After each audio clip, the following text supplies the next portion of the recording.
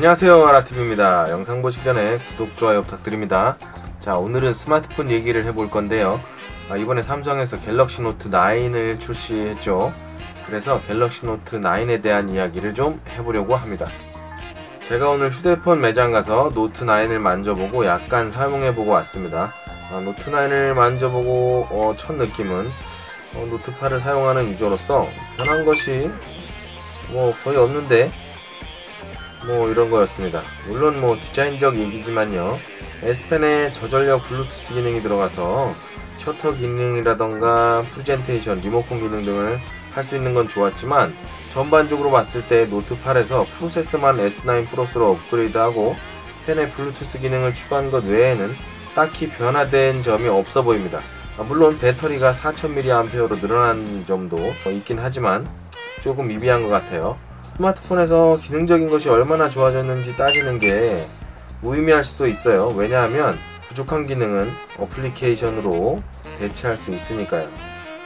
그래서 하드웨어적으로 얼마나 속도 향상이 있었고 카메라 등 기타 부품의 하드웨어적 성능이 얼마나 좋아졌나가 가장 중요할 수 있죠. 그런데 노트 9은 하드웨어적 성능이 크게 향상되었다고 볼 수 없을 것 같아요.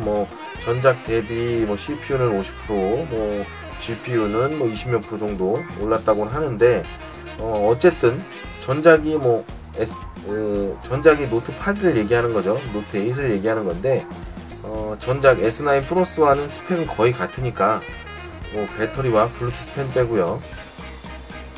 아마도 S9 플러스를 지금은 60만원대에 구입할 수 있는 걸로 아는데, 노트 9을 100만원 넘게 주고 사는 게 과연 효율적인 소비일까라는 생각이 좀 들기도 하고요.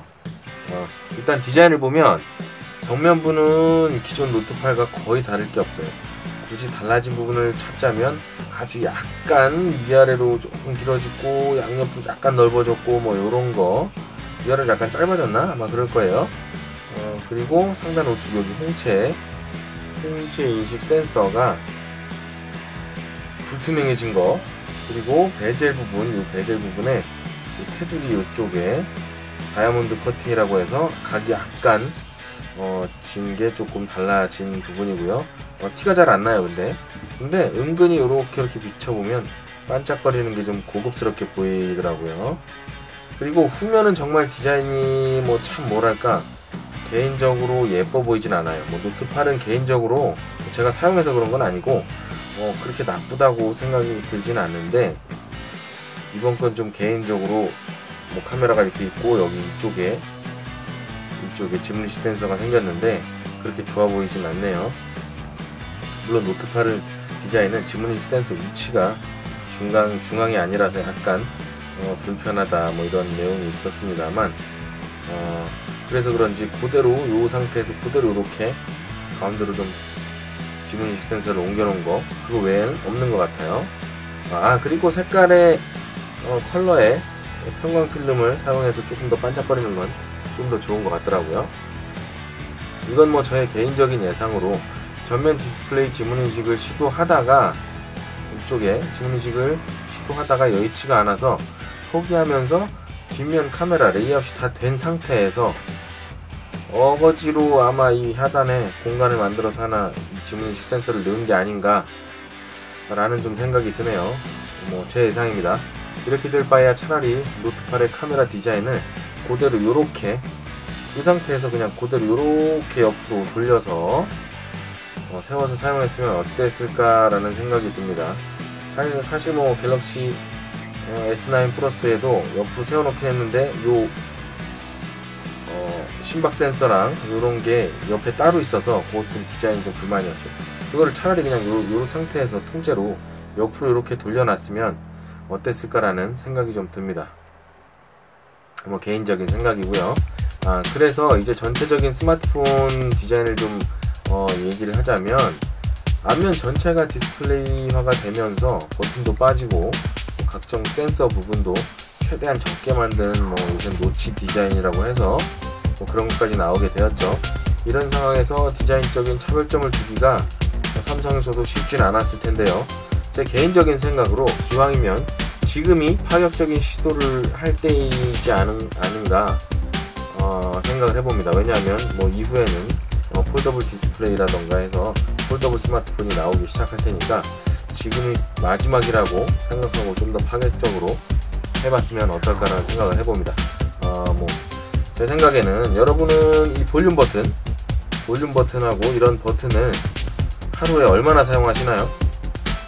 제가 왜 이 얘기를 하냐면 이 버튼은 사실 하루에 별로 그렇게 많이 사용을 안 하게 되더라고요.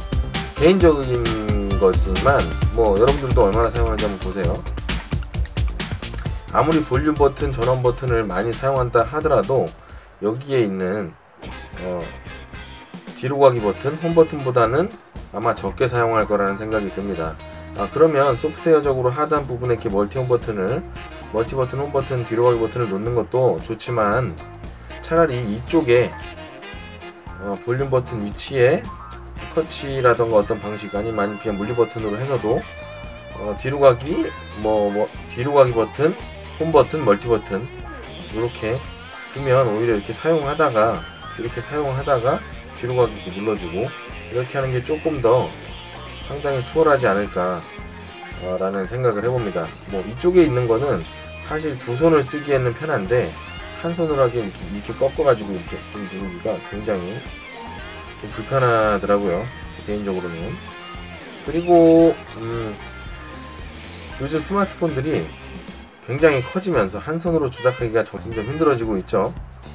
물론 뭐 한 손 조작 모드 같은 게 있어서 화면을 요만하게 띄워가지고 뭐 하는 그런 뭐 소프트웨어적인 기능도 있긴 한데 뭐 그렇게 말고 스마트폰 뒷면에 이쪽에 지금 뭐 노트 9으로 보자면 지문인식 센서가 있는 부분이겠죠. 이쪽에 이렇게 네모나게 예를 들어 터치패드를 놓는 거예요. 그래서 터치패드를 이용해서 뒷면에서 이렇게 화면을 이렇게 조작할 수 있으면 스와이프라던가 이렇게 드래그라던가 뭐 터치 이런 거 뭐 두 손가락으로 뭐 앞뒤로 뭐 이렇게 한다던가 뭐 이런 예를 들어서 애플의 매직패드인가요? 그런 것처럼 사용할 수가 있으면 이렇게 완벽히 모든 손가락으로 그립을 하고 나서 이렇게 조작을 할 수 있으면 좀 더 편하지 않을까라는 생각이 들더라고요.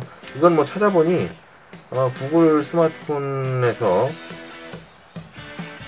구글에서 스마트폰 뒷면에 터치패드로 조작할 수 있는 특허를 미리 냈더라고요.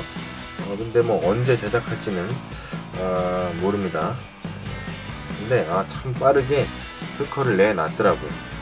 그래도 우리나라 삼성이나 LG에서 특허 침해 없이 비슷한 기능을 만들어서 그게 상용화 된다면 더 좋을 것 같네요.